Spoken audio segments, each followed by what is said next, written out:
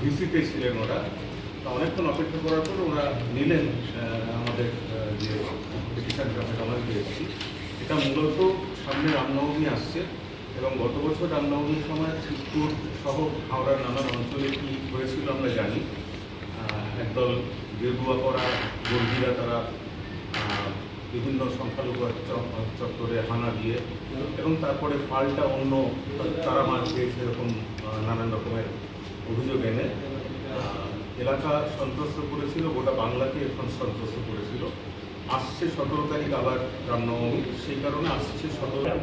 আমাদের মেইন কাজ আজকে হচ্ছে আমরা এসেছি এটাই বলতে যে যাতে এ ধরনের কোনো ঘটনা না ঘটে, তাই আগাম আমরা একটা ইলেকশন কমিশনের কাছে আর্জি জানাচ্ছি, আমরা হাওড়ার ডিএম এর কাছে আর্জি জানাচ্ছি যেন স্পেশাল বিশেষভাবে। আচ্ছা, একটা প্রশ্ন আছে, আপনারা কি ইলেকশন কমিশনকে কোনো পরামর্শ দিয়েছেন কি এটা করা হলে এটা অ্যাভয়েড করা যাবে এরকম? সেটা বললাম যে আর কিছু ভার্বালি কিছু বলেছে? ভার্বালি না, যার হচ্ছে লিখিত বলেছি। আপনাদের লেখাগুলো দিয়ে দেবো। আচ্ছা, আরেকটা জিনিস হচ্ছে যে আপনারা কি হাওড়া ডিএম এর কাছে না হাওড়া কমিশনারের কাছে ডেপুটেশন? ডিএম এর কাছে। ডিএম এর কাছে। এটা আমরা কাল পরশু দিয়ে দেবো।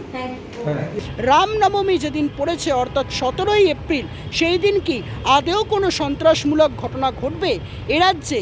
না সন্ত্রাসমূলক যদি ঘটনা ঘটতেও তাহলে সেক্ষেত্রে দাঁড়িয়ে প্রশাসনের তরফ থেকে কোন ধরনের ব্যবস্থাপনা নেওয়া হচ্ছে সেদিকেই তাকিয়ে কিন্তু এখন শিশু সুরক্ষা কমিশনের চেয়ারপারসন সুদেষ্ণা রায় এবং শিশু সুরক্ষা কমিশনের অন্যান্য নেতৃত্বরা।